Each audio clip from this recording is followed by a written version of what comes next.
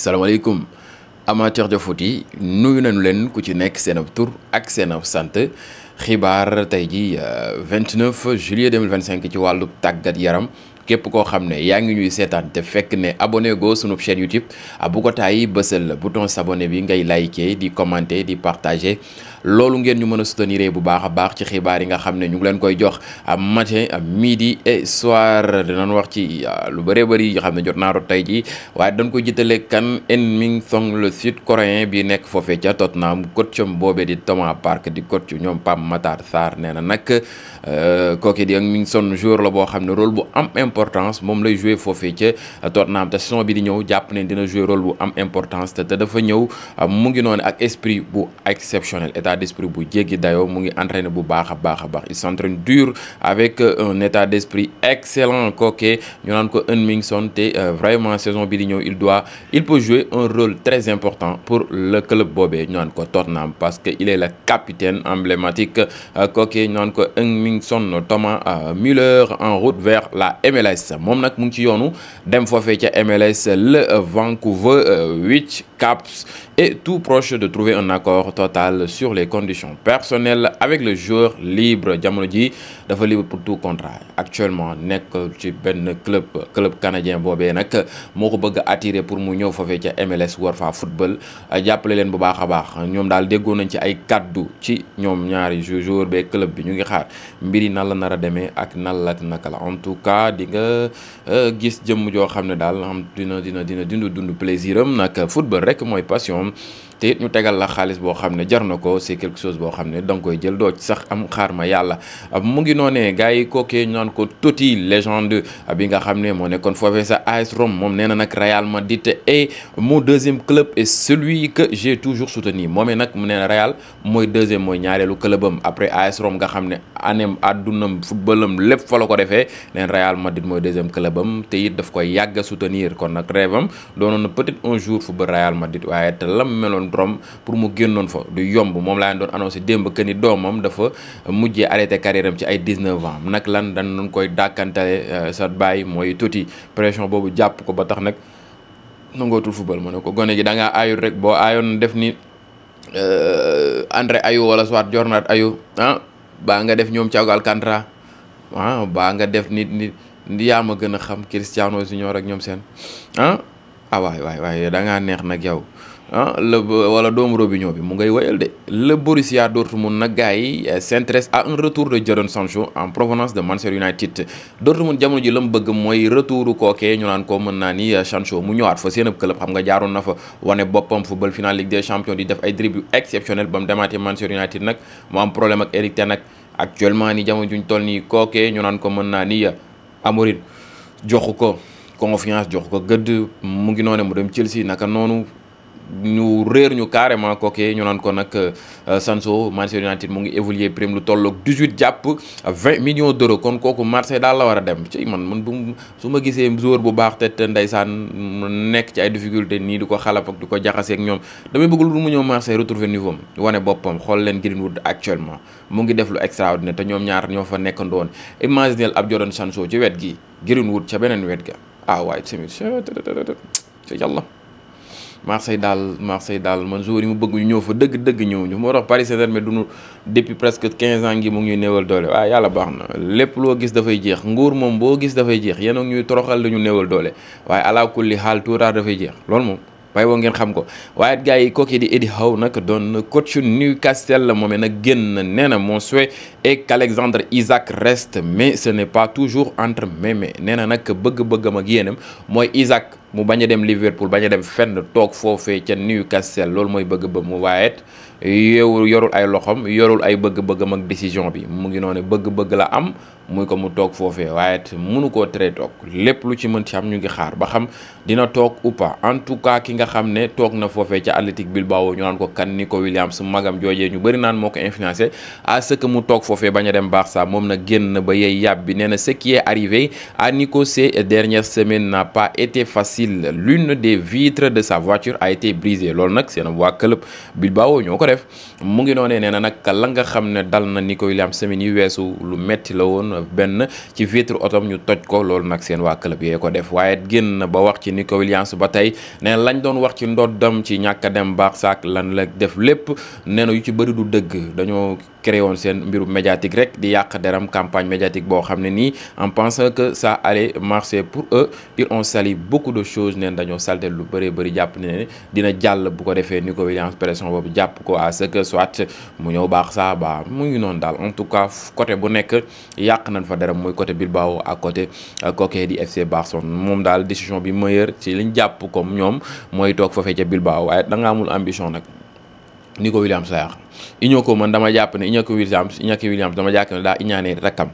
yow noo mën a gisee Barça wala ay Bayern Munich ne da ngay toog Bilbao pourquoi yow moom sa jëm bopp mën ngaa toog naa tag taatee 29 ans et jëm kaw côté mais kii il a 22 ans l'avenir est devant lui Barça tegal la projet nga war a def duo ak Lamine Yamal sa coéquipier équipe nationale ñoom Pedri fooy toll ñu lay paas nga am 1000 chances pour bokk ci meilleurs joueurs yi ci monde bi nga bëgg a rester Bilbao foofu 10 ans nag peut-être jàpp na ne mën na dem Bayern à tout moment. En tout cas, rivalu Barça boobu Real Madrid et le Getafe ont trouvé un accord pour le prêt du joueur Mario Martin pour cette saison jusqu'au 30 juillet bokk 2026 moom daal Real aale na ko kookee di Getafe ba tax nee nañ ko bienvenido Mario Martin foofee ca mën naa ni Getafe ki nga xam ne nag démb xët nañ ko muy kan Victor Gyökeres fan ca entraînement Arsenal bi mu ngi noonu ne dañ doon ko defal genre et d'honneur rek moom faaw nga ñam ci yooyu boo doonee bees daal fo loolu lañ lay dalalee bienvenue boobee moom welcome bi moom ay xët lay doon nga jàll mu ngi noonu en tout cas xët yooyu peut-être dina ko servir à ce que daal muy dugal lu bëree Victor yéene naa ko loolu Gyökeres un jeune joueur bu am solo xam naa ne gardien de but foofee ca Premier League nar nañoo amati problème gardien bi nga xam ne nag moom la kan jënd Metz ñu naan ko le Danois de 23 ans signé un contrat jusqu'en 2029 Jonathan Fischer a signé au FC Metz en provenance de Fredrikstad bokk ñoom nag seen club yi dafa xaw bizarre ay club yoo xam ne doo ko dégg fenn Almanda nag gars yi moo war a takk numéro 11 Atlético Madrid après démb ba ma leen annoncé que ni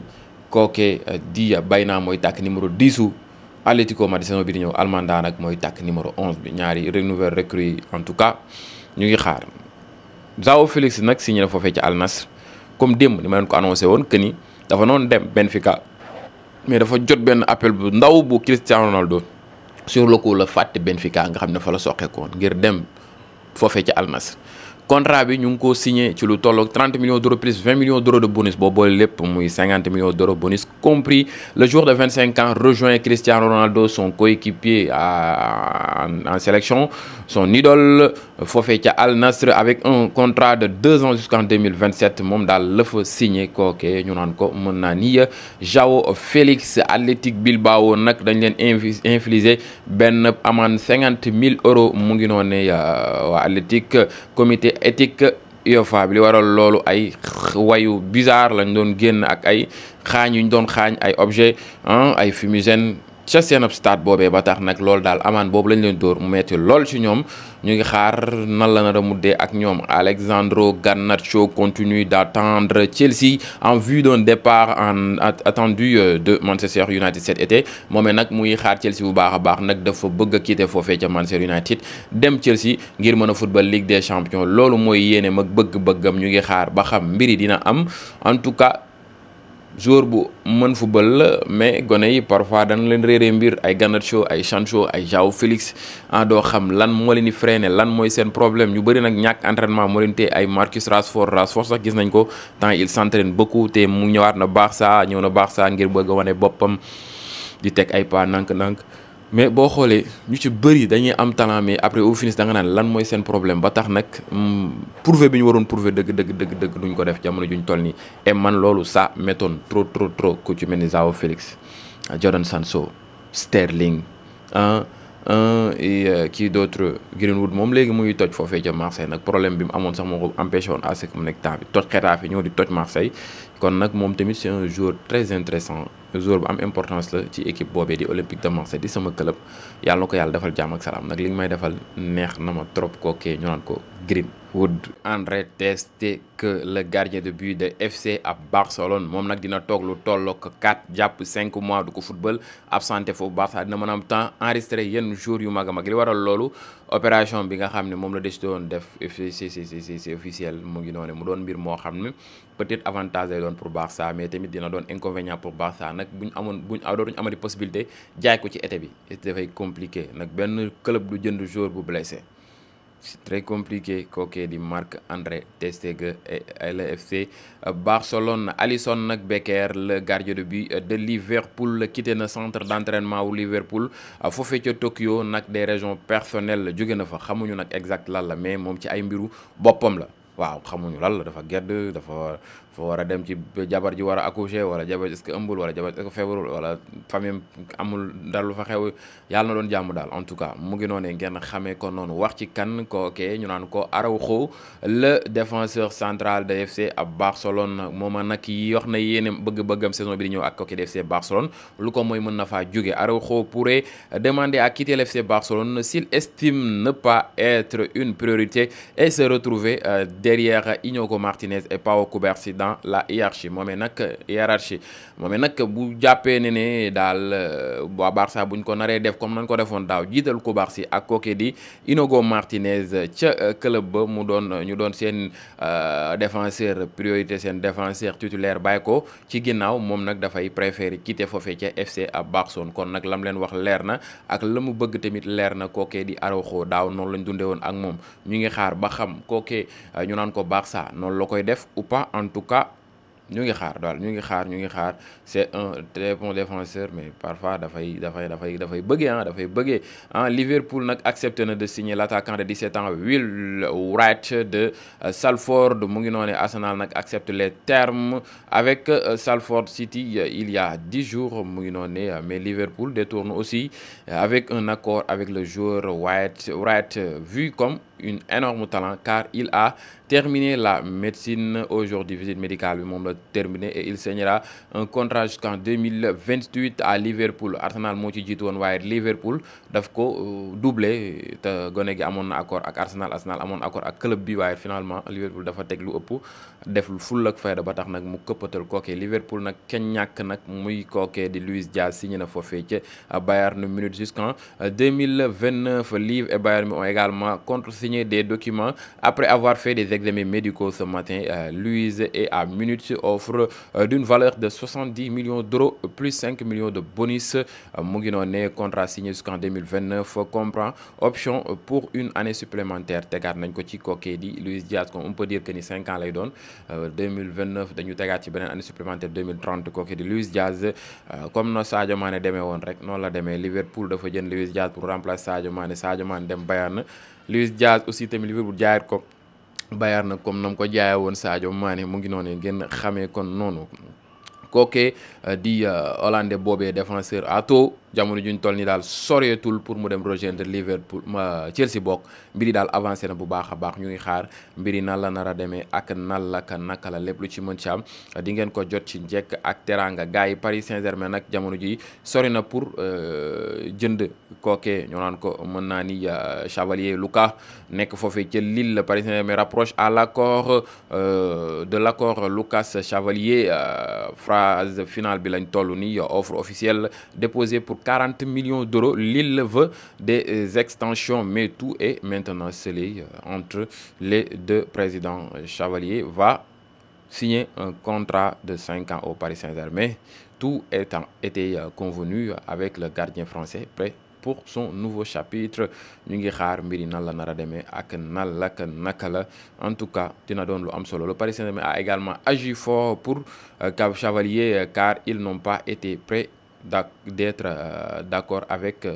Donnarumma jusqu'à présent qui expire actuellement en juin 2026 ñoomee nag amaguñu woon accord ak kookee di Donnarumma ba xam dafay prolongé ndax te contrat am 2026 moom lay jeex ba tax nag ñu jéem a këppatal kookee ñu naan ko Chevalier ñu ngi xaar mbir yi nan la nar a demee ak nan la naka la lépp lu ci mën ci am di ngeen ko jot ci njekk ak teranga gars yi loolu nekkoon xibaar tey ji 29 juillet 2025 ci wàllu tàggat yaram képp koo xam ne abonné go suma chaîne YouTube bu ko tàyyi bësal bouton s'abonner bi ngay liker di commenter di partager loolu ngeen ñu mën a soutenir ci xibaar yi nga xam ne ñu ngi leen koy jox matin à midi soir jàmm ci yéen gars yi ba beneen yoon ci yeneen vidéo merci à vous ja ngeen jëf sama gars yi. gars yi indil naa leen nouvelle bu neex a neex samay mbokku jeune nag li ma leen annoncé nii man dama cee dugg gis ci njëriñ gis ci ay résultats moo tax bëgguma ngeen may seetaan noonu rek man may am yokkute te yéen du ngeen ci gis seen bopp. bëgg naa it ngeen am réussite nag bu test football jotee dama leen koy annoncé am ñu ci jaaree noonu am ci réussite ak ñoom bii nag pour entrepreneurial ak ñi bëgg a entreprendre ñi bëgg a réussir seen àdduna ci wàllu entrepreneuriat waaye ñi ba nga xam ne bëgg nañoo créer gagner beaucoup plus d'argent ci anime bu lew mais aussi doo ci dépenser coono gu bëree bëri di wër matin midi soir ci entreprise non lii benn plateforme la bu tudd Easy Mentor plateforme boo xam ne privé la pour juste les entrepreneurs ak ñi bëgg a entreprendre pour bëgg bokk ci plateforme boobee da ngay def benn inscription. plateforme la boo xam ne nii dafa bëri ay avantage ci biir am na ay formation yu bëri yu ci nekk yoo xam ne nii yaa ngi ko doon jéem a wër ci ay école mënoo ko am ñoom ñu tegal la lépp ci taal bi noonu ngay ibbeekoon TikTok monétiser yeneen ak yeneen ak yeneen ba pare sax yamaatuñ foofu am na ay formation yoo xam ne mel ni pisciculture mooy jën yi nekk ci bassin yi nga xam ne dañuy dem ba màgg ñu commencé leen a jaay ak yeneen ak yeneen ak yeneen li fa nekk bëri na il faut nga dugg ba ci biir plateforme pour mën a comprendre waaye pour inscrire ci plateforme aussi tamit c'est simple gis ngeen jëmm yooyu yëpp ngi ci biir plateforme koo ci bëgg a envoyer message da nga koy jot mu conseiller la ci sa àdduna ci sa vie entrepreneuriat ak lépp dañ la koy tegal ci table bi mu doon loo xam ne nii c'est accessible gars yi pour inscrire ci plateforme bi nag da ngay dugg internet nga bind easymentor.com boo duggee foofee directement dina la indil benn page d'accueil nga wàcc ba ci suuf a suuf boo wàccee ba ci suuf di nga gis je débloque mon accès maintenant gis ngeen prix bi ci kaw 79 000 francs CFA lañ leen ko defal par an léegi dañ koy wàññi def ko 69 000 francs CFA par an à des conditions nga inscrire ci sama code promo maanaam da ngay remplir formulaire yooyu sa tour adresse email la lépp ba ñëw wàcc ba ci suuf a suuf di nga gis fi ñu lay bindalee ba xam am nga code promo foofu lépp nga fay bind en minuscule moom ngeen gis noonu bu ko defee prix bi dafay jóge ci 79 000 wàcc ba ci 69 000 nga war koo mën a fay via Wave wala Orange Money wala loo ko mënti fayee moom ngeen gis noonu. te li gën a neex ci mbir mi 5 premiers yi nga xam ne ñooy inscrire ci sama code promo am ngeen 1000 chance ñu certifier seen compte bu ngeen ko inscrire foofu ba pare di ngeen am accès ci livre yu bëree bëri yu nekk foofu yoo xam ne nañ la jàppale nan nga mën a réussir sa àdduna